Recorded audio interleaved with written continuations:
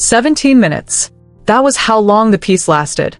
17 minutes since Zuri pulled him through her door, since the armor came off both of them for the first time in their lives, since the silence in that little apartment finally became the good kind of silence. And then a phone rang with a number Han Seo-jin had not seen in 6 years, and Zuri watched the most powerful man she had ever known turn back into a frightened boy in the space of a single breath. If you are meeting these two tonight, here is everything you need. She crossed the world to escape a man who spent years making her feel like too much and not enough at the same time. He runs an empire built on fear, and she is the first person who ever looked at him and was not afraid. They almost lost each other to a lie. They just found their way back. And now, 11 seconds into a phone call, all of it is in danger again. He hung up without saying goodbye. He did not say goodbye to people. But this was different. His thumb stayed pressed against the dark screen long after the line went dead, as if he could hold the call shut by force. Zuri had learned his faces. She had memorized them across weeks of careful, guarded attention. The cold mask he wore for the world. The rare softness he showed only to her. The devastated fury of the night in the lobby. She thought she had seen all of them. She had never seen this one. "What is it?" she said. Not really a question. More the sound a person makes when they already feel the floor tilting under them. He looked at her. The woman he had just fought his whole nature to keep. The woman who had every reason to be done with him and chose, against all of it, to open the door. And he said the 4 words that turned everything they had just rebuilt into something fragile all over again. "My father is coming home." There is a name in Seoul that people do not say above a whisper, and it was not Han Seo-jin's. It belonged to the man who made him. Han Junho built the Seo-jin syndicate out of nothing and ruled it for 30 years with a single unbending law. Everything is disposable, and everyone is replaceable. 6 years ago, he stepped back, and the city was told it was his health. The city did not believe it. The city was right not to. Because Han Junho had never been sick a day in his life. He had simply walked away on purpose, leaving his son to carry the weight, absorb the enemies, and grow soft in exactly the way the old man could later correct. Zuri did not know all of that yet, but she knew enough to read the way Han was holding himself, like a man bracing against a wind only he could feel. And somewhere underneath her fear, a quieter and more dangerous thought was forming. If a man this powerful was this afraid, then whatever was coming was something neither of them could simply outrun. She had crossed an ocean to start over. She was about to learn that some inheritances follow you across every border there is. 3 days later, a private jet touched down at Gimpo, and a city that feared Han Seo-jin held its breath for the man who taught him how. There was no announcement. Men who had not spoken to each other in years made quiet phone calls. Debts that had been forgotten were suddenly remembered. By the time Han Junho's car pulled through the gates of the old estate, half the Seoul underworld already knew the king had come back to inspect the kingdom he had loaned out, and the heir who had been keeping the throne warm. He did not look 64. He looked like something that had been carved out of the same cold stone as the walls around him and left to harden for 6 more years. He stepped out of the car, looked up at the house he had built, and smiled the way a man smiles at a possession he is pleased to find still intact. Then, he went inside to wait for his son. When Han walked into that hall, his father did not stand. He did not embrace him. He simply gestured to the chair across from him, the way you would gesture to an employee, and said, "You've gotten comfortable." 2 words into the conversation, and Han already felt 9 years old again. They talked for an hour, and not 1 minute of it was about anything real. Junho asked about the business the way a surgeon asks about a wound, gently, while deciding where to cut. He praised the numbers. He praised the expansion. He praised his son's control of the council, and every praise was a measurement. And then, near the end, almost as an afterthought, he said, "I hear you've been seeing someone." He let the words sit. An African girl. A hotel worker. He smiled. How charming. Han said nothing, but his silence said everything, and his father had always been fluent in silence. That was the moment Han understood his father had not come home for the Empire. The Empire had run itself for 6 years. He had come home because somewhere, in whatever web of old loyalties still reported to him, someone had told him that the untouchable Han Seo-jin had finally let one person past his walls. And to a man like Junho, a son with a weakness was not a disappointment. It was an opportunity. Han came back from that estate different, quieter. He held her that night like a man memorizing something he was afraid he would have to give back. Zuri did not push. She had survived enough to know that when someone goes silent like that, you do not pry the door open, you wait beside it until they choose to. But she watched him, and what she saw frightened her, because she had spent years learning to read the small signs of a man preparing to disappear on her. She had seen them in Troy, right before the worst of it. And now, in a completely different man, she was seeing them again. Then the invitation came, not to Han, to Zuri, a handwritten card, delivered to the hotel by a driver who waited for no reply. Han Junho requested the pleasure of her company at dinner. Just the two of them and his son. A warm family welcome, the card said, for the woman who had captured his boy's attention. Han read it over her shoulder and went very still, because he knew his father. And he knew that when Han Junho invited you to dinner with a smile, the smile was the trap. Zuri walked into that dining hall the way she walked into every room that was designed to make her feel small. Spine straight. Chin level.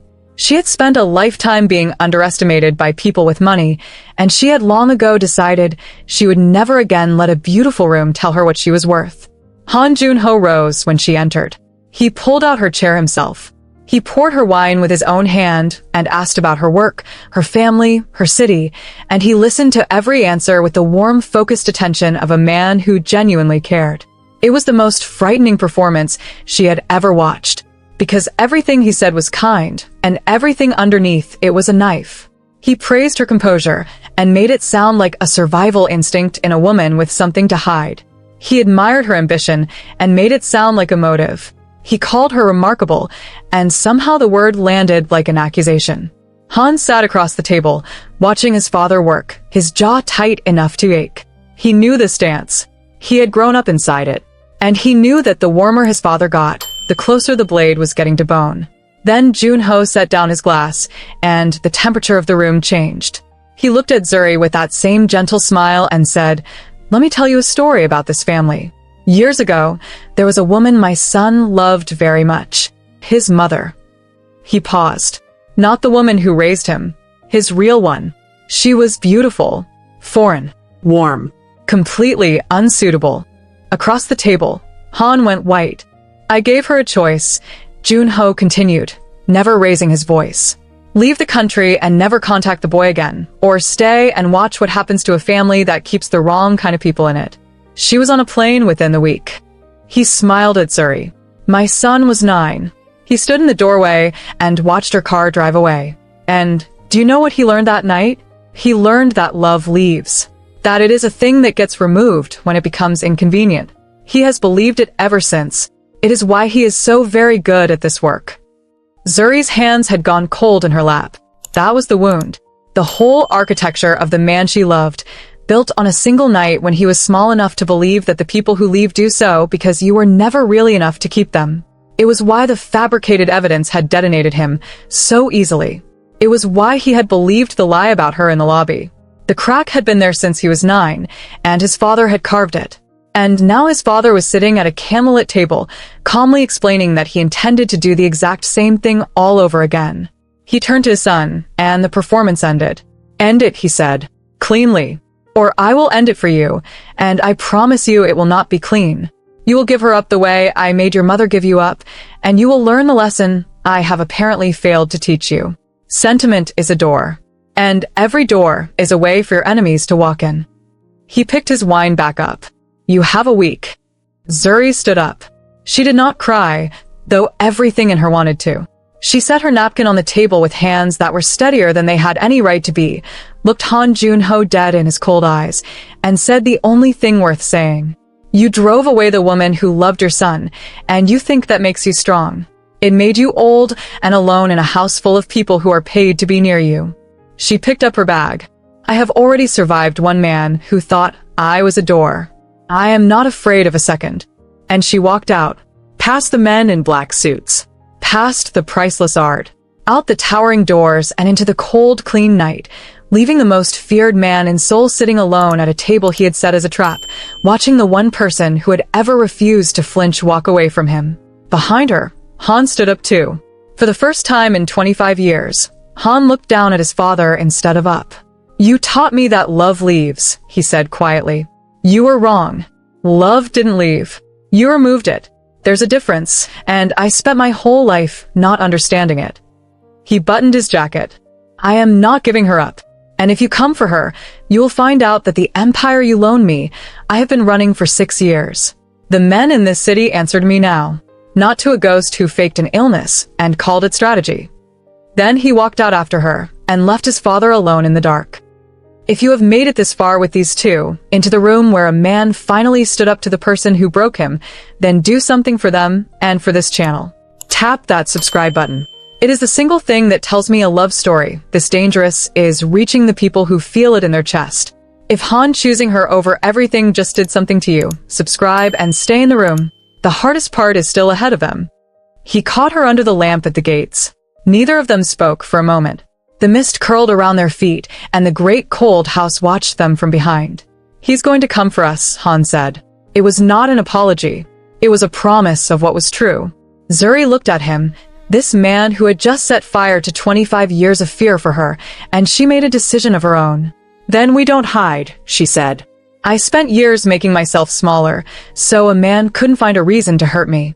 I'm done shrinking. If your father wants to watch, let's give him something worth watching. Most men, faced with a father like that, would have hidden the woman they loved, tucked her away, made her smaller and quieter until the danger passed. Han did the opposite. He took her out of Seoul entirely, not to hide her, but to show the world exactly how much she was worth, and to spend a little of the power he had spent his whole life accumulating on the only thing that had ever made him feel human. He did not call it running. He called it a week that belonged only to them. Before the war his father was bringing arrived to take everything else. Paris first. He had booked the kind of suite that most people only see in films, and when Zuri stepped onto the balcony and saw the Eiffel Tower catching the last gold of the sunset, she went completely silent.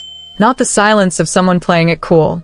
The silence of a woman who had spent her whole life being told she should be grateful for scraps, standing in front of something vast and beautiful that someone had chosen, deliberately, just for her.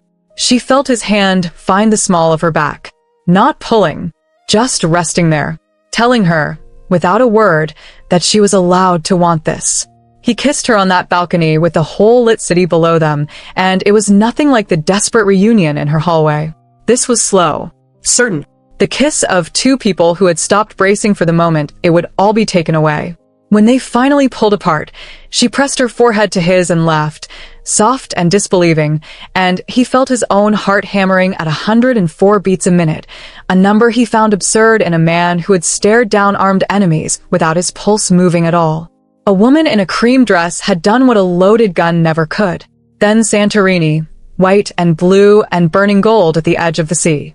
They ate dinner with their feet bare and the wind in her curls, and Han watched her more than he watched the view. There was a hunger in the way he looked at her, but it was not the hunger of a man who wanted to possess. It was reverence. He looked at her the way you look at the single most breathtaking thing you have ever been close enough to touch, and cannot quite believe is letting you stay. She caught him at it once, and asked what he was staring at. Everything I almost talked myself out of, he said. It was on that terrace that the last of her walls finally came down. She told him things she had never told anyone, about the years with Troy, about being made to feel like a burden in her own life, about the small cruel sentences that had stacked up over time until she half believed them, the ones that said she was too much and not enough, both at once, forever. Han listened to all of it without trying to fix it, and when she was done, he did not tell her she was wrong about herself. He simply said, whoever taught you that was protecting themselves from how much you were, that's not a flaw in you. That was the most valuable thing in the room, and they couldn't afford it. Dubai was the last stop, and it was pure spectacle. A penthouse in the sky, with the whole glittering city laid out beneath the glass like a carpet of fire. Han had a single condition for the evening, and it was not one she expected. He asked her to let him spoil her completely, just once, without arguing about whether she deserved it. So for one night, she stopped deflecting. She let herself be adored. And she discovered that allowing someone to be good to you, fully, without flinching, is one of the bravest things a person who has been hurt can ever do. He took her to an atelier, where a designer fitted a gown to her exact measurements, panel by panel, treating her body like something worth building beauty around rather than apologizing for. Zuri stood on the dais surrounded by her own reflection, watching a version of herself she had never been allowed to meet, the one who took up exactly as much space as she was meant to and was magnificent in it. If your heart is still in this room with the two of them, do one small thing so I know you stayed. Drop the single emoji that matches what your chest feels right now. Tell me where in the world you are watching from and what time it is where you are, because somewhere out there it is the middle of the night and someone else could not stop either. And if you are watching on your TV with your hands full, just tap that like, so I know you are here. That night, with the city burning quietly below them, they held onto each other in the dark, and for a few hours there was no syndicate, no father, no week running out. Just two people who had spent their whole lives behind walls, finally choosing to stand in the same room with the walls down. He whispered something against her hair that she did not quite catch the words of, but felt the meaning of completely. She fell asleep believing, for the first time, that she got to keep something good. That was the exact moment his father chose to remind them both that nothing good in Han's life had ever been allowed to last. Because while Han was in Dubai teaching Zuri what it felt like to be cherished, his father was in Seoul, doing what he had always done best. Finding the discarded, the resentful, the ones with a grudge, and turning them into instruments. And there was no instrument more eager to be picked back up than the man Han had exposed and cast out at the end of everything. Daeshi was not gone. He had simply been waiting for someone with enough power to make his hatred useful again. And Han Junho had come home with both hands open. They came home to a city that had been quietly rearranged while they were gone. Han felt at the moment they landed, the way an old soldier feels a change in the wind. Men who reported to him were suddenly slow to answer. Meetings he had not called were already on the calendar. His father had spent the week pulling threads, and the web was almost finished. And the first thread he pulled was the one with Zuri's name written all over it. Because Han Junho understood something his son had forgotten. The fastest way to break a man is never to attack him. It is to attack the thing he just decided to love. Troy was back too. Of course he was. A man like Junho did not waste a tool just because it had failed once. He had found Zuri's ex, still nursing the wound of a woman who had escaped him, and he had given him money, leverage, and a story. All Troy had to do was get close to her, frighten her, make her doubt the safety she had just found, and let the fear do the work of pushing her away before Han even understood what was happening. Troy found her outside the hotel as the light was dying. But the woman Troy found was not the one he remembered. He had built his whole approach on the Zuri who flinched, who apologized, who made herself smaller to keep the peace. That woman had died somewhere over the Mediterranean with the wind in her hair. The one standing in front of him now looked at his charm and his threats and his careful menace and felt almost nothing but a cold, clear contempt. "You were the first man who taught me I was a door," she said quietly. "He's the one who taught me I was a person. You don't get to take that back. Not for his money. Not for anyone's." When Troy reached for her arm, a hand closed around his wrist before he made contact. Han had been 20 feet behind her the whole time because he had stopped letting her walk alone the day his father came home. He did not raise his voice. He did not throw a punch. He simply held Troy's wrist and let the man feel exactly how outmatched he was here, in this city, on this ground. "You took money from my father," Han said. "It was not a guess. That was the most expensive mistake of your life. Because his protection is worth nothing now. And every debt you carry in this country just became mine to call." It was over for Troy in the space of a single conversation. No violence. Something worse, for a man like him. Han made a few calls, and the debts Troy had hidden across 2 continents were all bought up in an afternoon and called in at once. The charm that had carried him his whole life suddenly had no currency anywhere. By the end of the week, he was on a plane out of Seoul, ruined, exposed, with nothing left to threaten anyone with, and he never came near Zuri again. The first weapon his father had aimed at them had been turned around and fired back, clean. But Troy had only ever been the warm-up. Daeshi's plan was more careful, because Daeshi was a more careful man. He had spent the week building a new lie, a financial trail this time, designed to make it look like Zuri had been quietly moving syndicate money, the kind of accusation that could not be kissed away on a balcony in Paris. He intended to hand it to Junho as the killing blow. What Daeshi did not know was that Sarah, Zuri's friend, the medical student who had unraveled the first fabrication, had never stopped watching him. And this time, she caught the forgery before it was even finished. But Sarah found something else buried in the record she pulled, something neither she nor anyone else had gone looking for. Old documents, travel records, a bank trail from 25 years ago, the paper proof of exactly what Han Junho had done to drive his son's mother out of the country. The threats, the payments, the signatures. The very weapon Junho had used at that dinner table, the story of the woman he banished, existed on paper. And paper, in the wrong hands, is the one thing a man who rules by fear can never take back. Han understood, the moment Sarah brought it to him, that his father had handed him the means of his own undoing without ever realizing it. Junho ruled the old men of the council on a single myth that he was untouchable, disciplined, a man who never let sentiment compromise the family. The proof in that folder said otherwise. It said he had broken his own first law decades ago for spite and had spent 25 years hiding it. So, Han called the council together, not to seize power by force, to simply set the truth on the table and let the men who feared his father decide what a man who lies about his own legend is really worth. It collapsed faster than anyone expected. The thing about men who follow you only because they fear you is that the fear is the entire foundation, and the moment it cracks, there is nothing underneath. One by one, the old loyalists who had answered Junho's call quietly stopped returning it. Why stand behind a fallen king when the man holding the throne, the man who actually ran the empire for 6 years, was standing right there with the proof in his hand? Han Junho had built his whole life on the principle that everyone is disposable. He had simply never imagined he would be the one disposed of by the exact rule he wrote.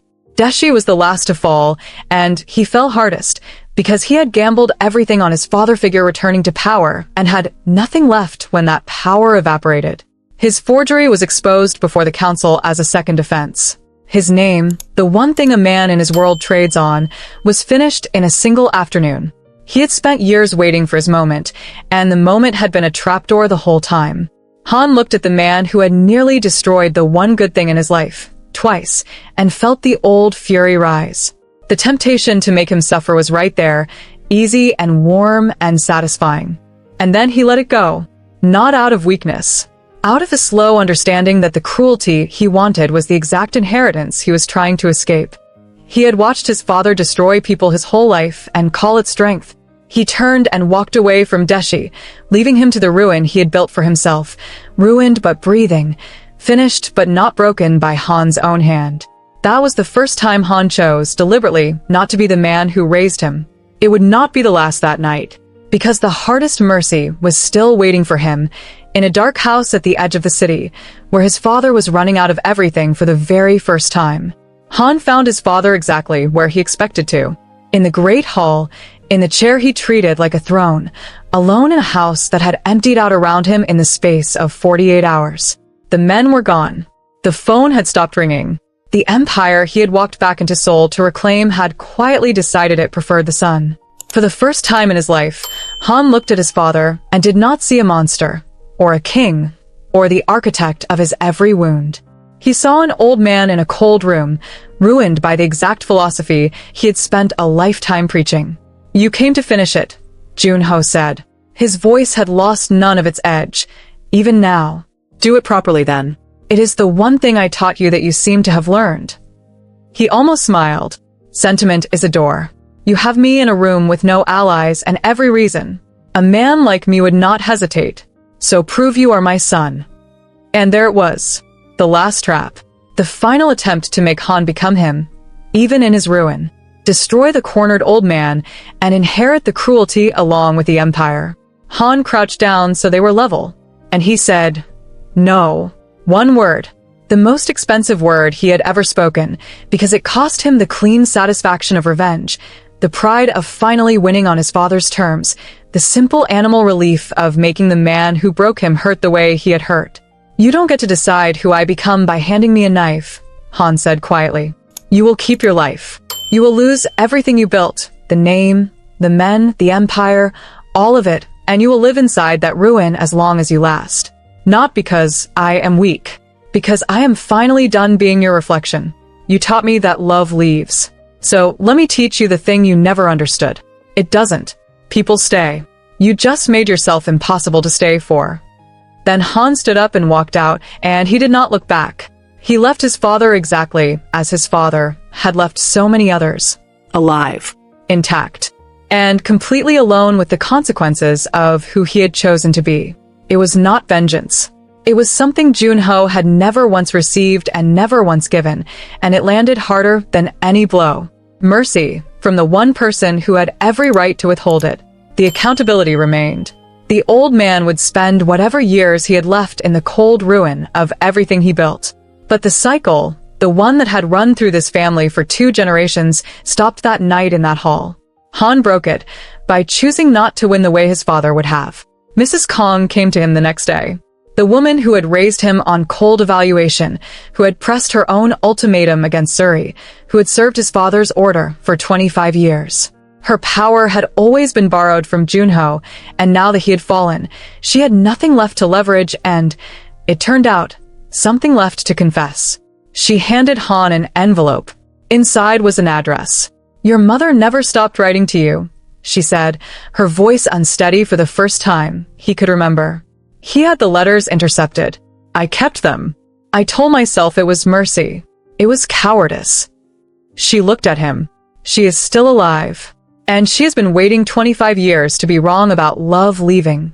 The drive out of Seoul took 3 hours. Han had Zuri beside him the whole way, because some doors a person should not walk through alone, and she had become the one he reached for now. The city fell away behind them, and the world turned green and soft and slow, until the address led them down a dirt lane to a small house with a garden and laundry on a line, and wood smoke curling from the chimney. Han sat in the car for a long moment, a grown man who ran an empire, suddenly 9 years old again, terrified of a door. The door opened before he reached it, and the woman standing there, older now, gray threading through her hair, her face lined by 25 years of a grief she was never allowed to resolve, looked at the man on her path and knew him instantly. A mother always does. She did not say a word. She crossed the distance her exile had stolen and put her arms around her son, and Han Seojin, the most feared man in Seoul, broke completely in his mother's garden and let himself be held the way he had needed to be held since he was 9 years old. Behind him, Zuri stood in the gentle light and quietly wept for both of them. They stayed in that garden until the light went gold and long. Naima, his mother, made tea with hands that shook a little and held Zuri's face in both of them and called her beautiful and meant it the way only a woman who knows what it costs to be told you are not enough can mean it. 2 African women, separated by a generation and an ocean of grief, finding each other across a small wooden table in the Korean countryside, both of them having loved the same closed-off man enough to crack him open. Han watched the 2 people who had taught him that staying was real, sitting together in the sun, and understood that he had finally won the only war that ever mattered. The months that followed were the quietest of either of their lives, and the fullest. Han stepped back from the parts of the empire that had been built on fear and let them wither, keeping only what could survive in daylight.